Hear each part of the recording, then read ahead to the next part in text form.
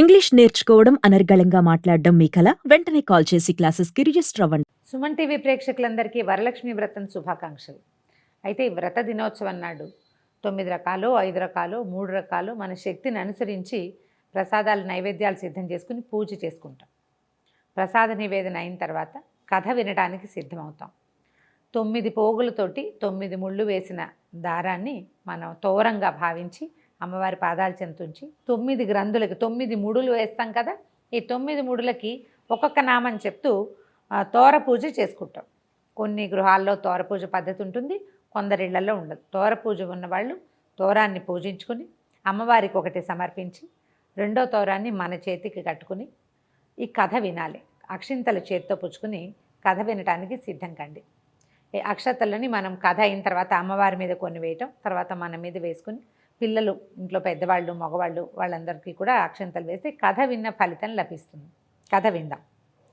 పూర్వము శౌనకాది మహర్షుల్ని ఉద్దేశించి సూత మహాముని ఇలా చెప్పారు.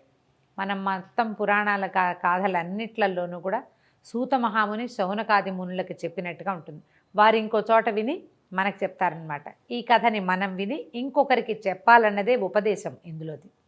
అయితే ఏం చెప్తున్నారంటే, మునులారా, స్త్రీలకు సౌభాగ్యాన్ని ప్రసాదించే ఒక వ్రతాన్ని పరమేశ్వరుడు సాక్షాత్తు పార్వతీదేవికే ఉపదేశించారు.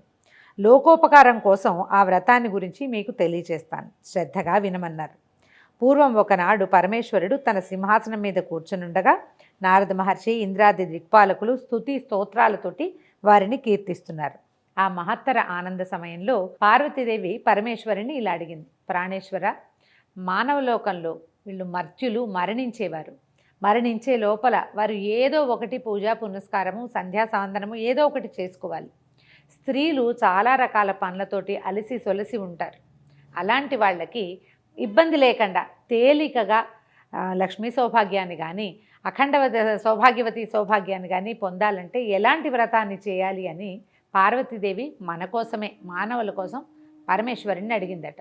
ఆ సమయంలో పరమేశ్వరుడు ఏం చెప్పాడట, పుత్రపౌత్రాభివృద్ధిగా ఉండడానికి, తర్వాత అఖండ సౌభాగ్యవతిగా ఉండడానికి, దాంతోపాటుగా సంపదలు కూడా వృద్ధి చెందటానికి సులువైన వ్రతం ఒకటి ఉన్నదని, సకలైశ్వర్యాలు కలిగి ఉండాలంటే ఇది చేయాలన్నారు.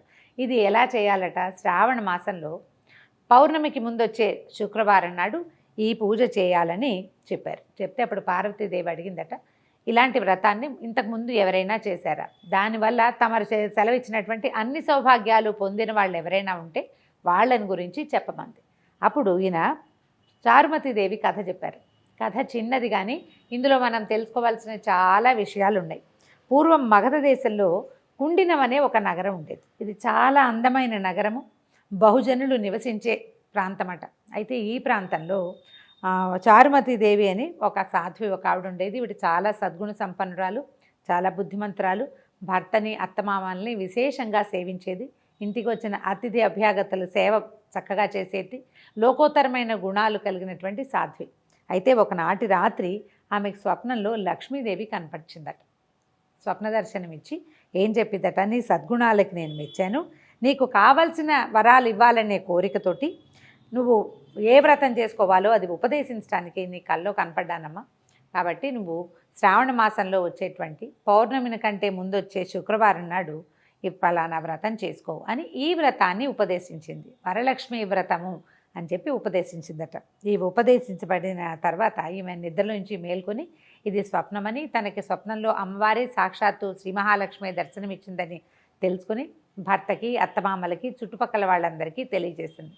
స్వప్న దర్శనాలు ఏవైనా మనకి మంచి కళ వచ్చినప్పుడు ఎవరికైనా చెప్పి దీనివల్ల ఎలాంటి ప్రయోజనము, ఇందులో నిజాలు ఎంత అని తెలుసుకోవాలని చెప్తారు పెద్దవాళ్ళు. కళ వస్తే చెప్పాలి, మంచి కళ అయినా చెడు కళ అయినా. ఇది మంచి కళ కావడంతో విశేషంగా అందరికీ చెప్పిందట ఆవిడ. చెప్తే అప్పుడు ఏమన్నారంటే, శ్రావణ మాసం త్వరలో రాబోతోంది, అప్పుడు ఈ వ్రతం చేసుకుందాం. అమ్మవారి స్వప్న దర్శనంలో చెప్పినట్టుగానే ఏదైనా శుభం చేకూరుతుందేమో. ఒకవేళ చేకూరినా చేకూరకపోయినా వ్రతం చేయటం అనే అద్భుతమైన వ్యవహారమైనా సాగుతుంది కాబట్టి చేద్దామనుకున్నారు. ఆ తర్వాత ఆవిడ ఏం చేశారట, 2-3 నెలల తర్వాత శ్రావణ మాసం వచ్చింది. ఆవిడ తన భర్త ప్రోత్సాహంతో పట్టణంలో ఉన్నటువంటి స్త్రీలందరికీ కబురు చేసిందట. ఈ రోజున అమ్మవారు వ్రతం చేసుకోమని ఆదేశించింది కాబట్టి ఎవరెవరి గృహాలలో వాళ్ళు వ్రతాలు చేసుకోండి, మా ఇంటికి రాగలిగిన వాళ్ళు రండని చాటింపులాగా ఒక పేరంటానికి పిలుపు చేశారనమాట.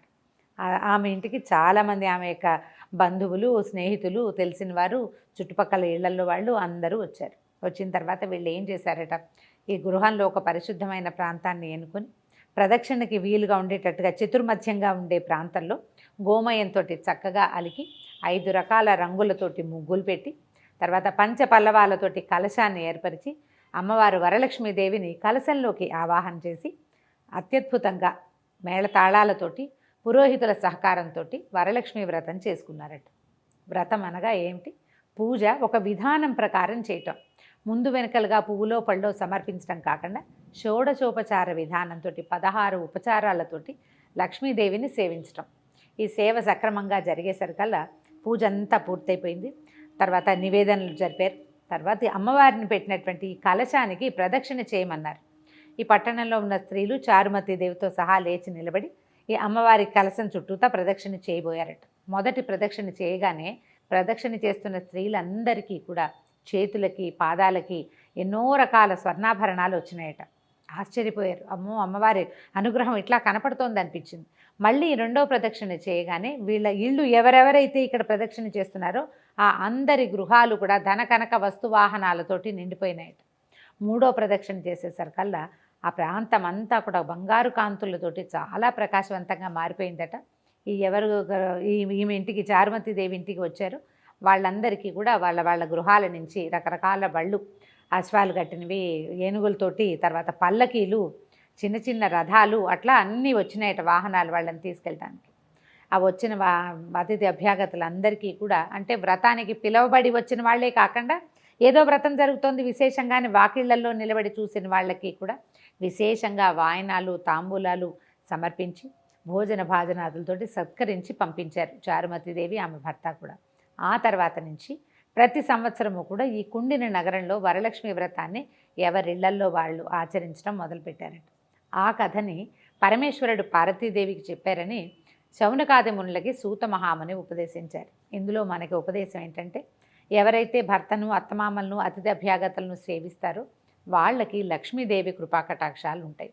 ఏదైనా శుభం, మంచి వ్రతము, పూజ చేసుకునేటప్పుడు మన ఇంట్లో మనమే చేసుకోకుండా నలుగురిని పిలిచి అందరికీ కూడా ఈ అమ్మవారి ప్రసాదాన్ని పొందే అవకాశాన్ని కనుక ఇస్తే మనకి మరుసటి సంవత్సరం మరింత బాగా చేసుకునే అవకాశం లభిస్తుందని ఈ కథ ద్వారా మనకి ఉపదేశం తెలుస్తుంది. కథ విన్నారు కదా. అక్షింతలు అమ్మవారి మీద వేయండి.